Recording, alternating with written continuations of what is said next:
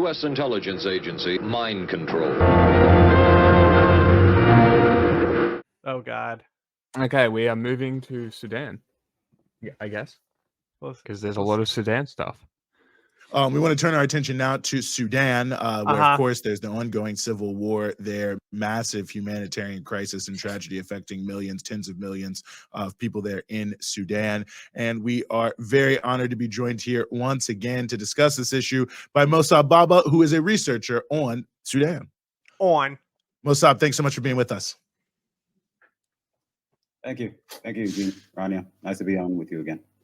You know, I guess there's so much that could be said. I mean, I saw something this morning that I just wanted to get your comments on. You know, I saw that General Burhan stated that no one who did not stand with him and the Sudanese armed forces during this conflict will, in his mind, be allowed to play any role in the government or in the future of Sudan, which struck me as such a bellicose statement, especially because I saw the story alongside another story of the SAF bombing camps in Darfur, and just thinking, so I guess that means that everyone in an IDP camp in Darfur can't have any role in their own country. But I just wanted your comments on that, because I thought it spoke, so much to a genocide there. The genocides? Are they defending the genocidal side? They're like, oh, they're insulting the guy who's the coordination government, saying like he's excluding people from his government.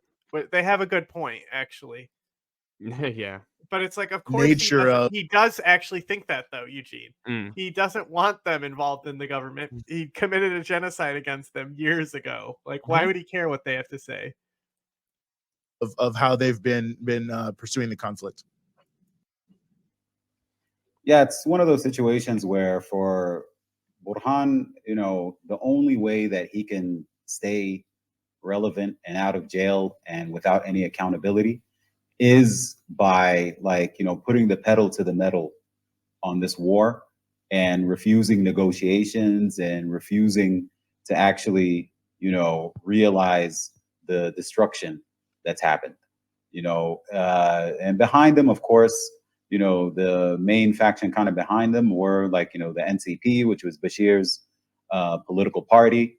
It's what, you know, we came to a point last year where they were close to coming. Oh, they just cut some kind of Rania out. negotiations, Okay. but it seems like there was pressure from, like, Bashir's previous political party and which is the Sudan's version of the Muslim Brotherhood, which is nothing Muslim like Brotherhood the other mentioned. movements kind of in the region.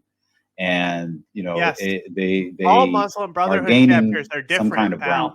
So it put a little bit of wind under their wings. You know, last year, you know, the RSF and their militias, you know, they pretty much ransacked Khartoum, and they started a turning point also in public opinion was when the RSF then moved into Jazeera state. So once that happened, there's been a lot of the public opinion swaying squarely against the RSF. And, you know, the RSF has already been kind of had a lot of enemies inside of Sudan. But why is that? Why could they possibly have so many enemies? At least they're not doing the what side is better here. I'm waiting for them to say why it's the US's fault, but these movements have kind of, you know, gained them even more enemies. So I think also as far as Burhan, because he's starting to get, you know, Iranian support, he's starting to get some Turkish support, and not in the form of like outright politically, you know, supporting him or anything, but like providing him with things like drones, you know. And, you know, last time when we were here, you asked about, you know, I think Ronnie asked about like the Ukraine involvement. And so it seems from then, you know, the Ukrainians want to kind of prove that they're actually there in Sudan. You will never see it coming. You know, footage of them in Khartoum, you know, rolling with the SAF and stuff like that. So he's getting support. It's not vocal support. It's kind of support under the table. So he's kind of feeling that if he doesn't take this support and goes for any kind of compromise, there's going to be accountability going forward, because most Sudanese are looking for some kind of accountability for what's been happening, not only since the war started on April 15th last year, it's almost a year now of war, but for even before that, of how much even Burhan himself has propped up the the RSF as a militia and worked with them hand in hand in Darfur to attack, the indigenous groups over there in Darfur, the liberation movements, and kind of going to war against them. So he knows that there's no logical reason why people would look at him as some kind of leader or anything, since he already propped up the RSF, and now kind of going back and aligning a little bit more with the Islamists and having them, support, the foreign ministry, the interior ministry, all of this stuff. And it seems like he doesn't have a lot of control over them anyways. And there also has been kind of more takfiri groups, like Salafist groups, that have been popping up, and they've been taking kind of more of the forefront and saying, we're waging a war of jihad against the RSF and against the militias. It's like, okay, well, where were you for the past 20 years? Because these were your allies, in quelling the liberation movements. I mean, so Burhan is in a tight space, and he knows it's pretty it. hard knows, like, to with be the amount wrong of destruction about this, Yeah.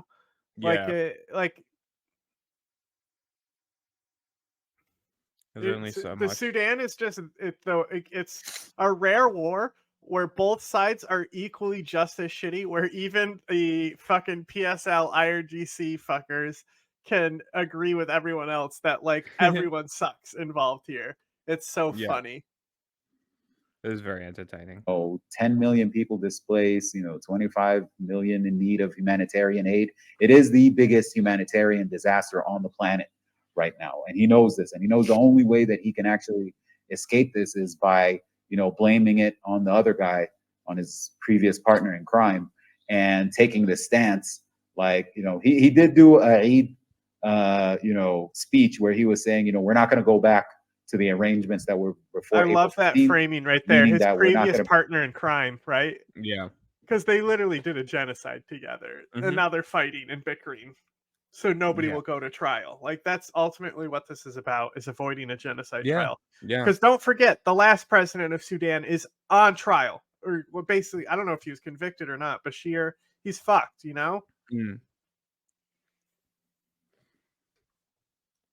Bring the RSF back into power again.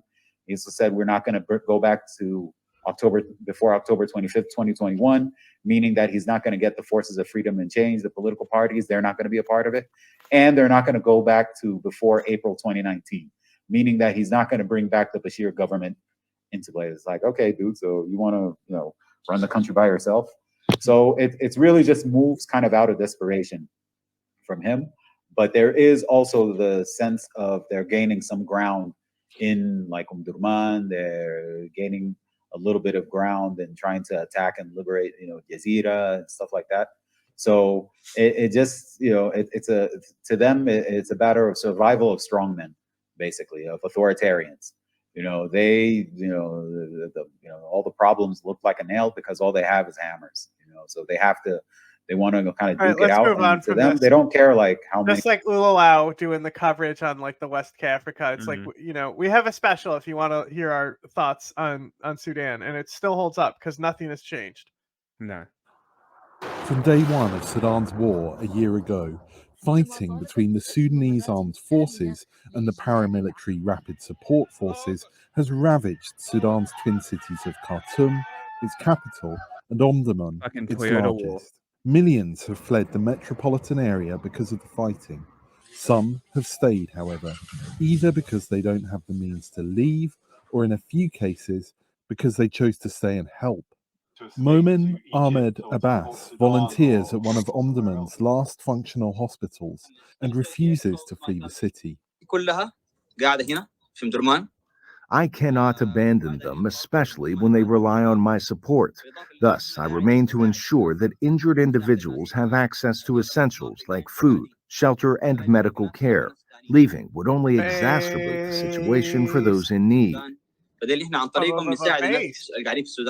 He says the situation is desperate at the hospital, which lacks medical supplies and security, and is vulnerable to frequent airstrikes and fighting. Humanitarian groups and international journalists have found entry into Khartoum and many other parts of Sudan all but impossible. And as a result, the world's awareness of the country's troubles has diminished. Commentators and diplomats often refer to Sudan's conflict as the world's I forgotten wouldn't be surprised if those were Rhodesian remnants, those guns. war, despite as many as 16,000 people estimated to have died because of the conflict and 8.6 million forcibly displaced. Analysts say pressure from the international community is needed to bring the warring sides to the negotiating table.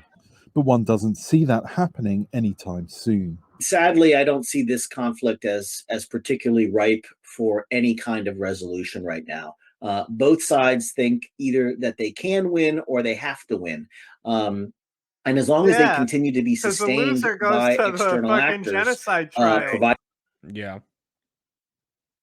providing them weapons and intelligence, then they're going to continue this fight. A recent US intelligence report says the longer the war drags on, the more likely Sudan will become a breeding ground for terrorists. One analyst who spoke to VOA echoed this view.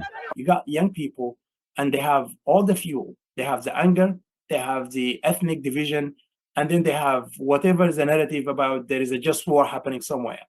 Leaders of both warring sides are wildly unpopular among most Sudanese.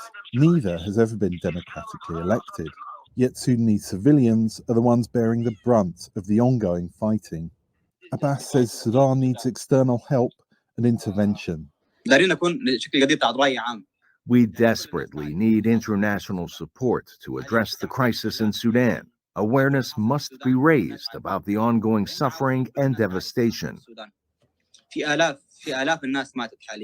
Yet, after 1 year of fighting in Sudan, it seems clear that no substantial help is on its way. Henry Wilkins. All you got to do is frame it like Christians are persecuted and the help will come. Worked last time. Let's see if Reuters does anything different.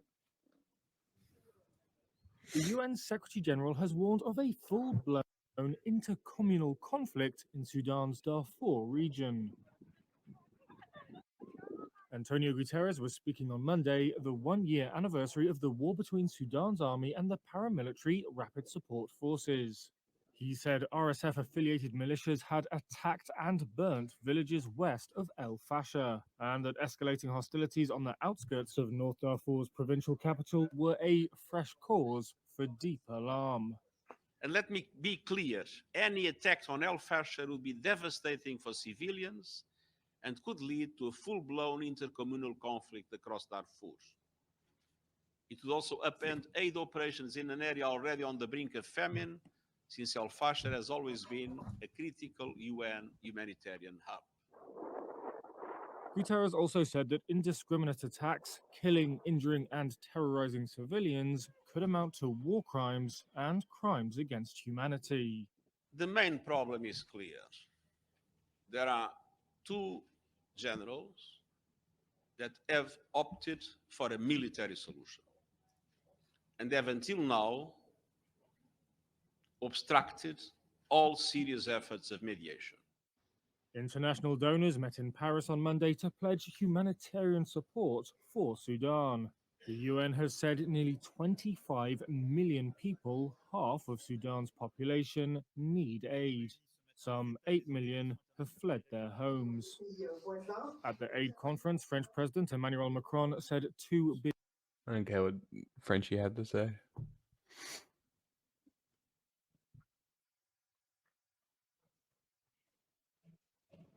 Kinda racist. Fuck the French. Did you like the meme that I sent you? I too did. That the baguette? I'm looking at Did it you watch now. that one? I'm opening it now. Oh no, this is no. Okay, no. This is one the, record.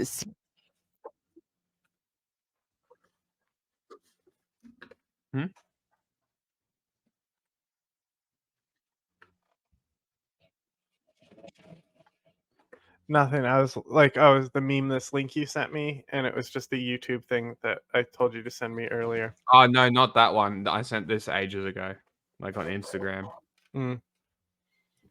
Seizure after the other. I'm supposed to remember. This is the latest by Senegal's police. These black notes are fake money, worth 5 billion CFA francs, or the equivalent of about $8 million, found in the back of a car parked at a small guest house in Senegal's southern region of Casamance. This video circulating on social media appears to show how the notes are transformed into counterfeit US dollars using powder and chemicals. 4 men have been arrested, 2 of them foreigners. This comes days after 1 ton of cocaine worth nearly $150 million was found hidden in the back of a truck. Both of these record seizures come from tip-offs from whistleblowers. Senegal's new government has made fighting corruption a priority, a pledge made by its new young president, Bassirou Diomaye Faye. I will promptly initiate a bold policy of economic and financial good governance by relentlessly combating corruption, penal repression of tax fraud and illicit financial flows, protecting whistleblowers, fighting against embezzlement of public funds and money laundering.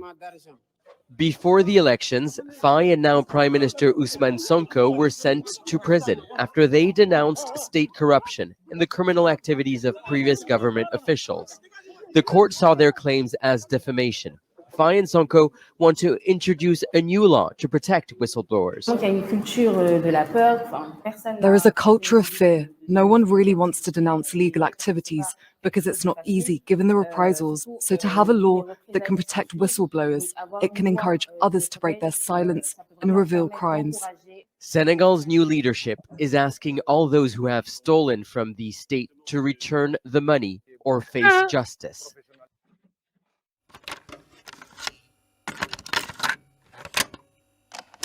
Are you aware of a CIA psychological profile about you, sir? Would you be interested in hearing what the CIA had to say? This secret study portrays as a brilliant but dangerous megalomaniac who is likely to pursue his own aims in disregard of U.S. interests. He's an uncertain ally. Shall I go on, or would you prefer that I stop, sir?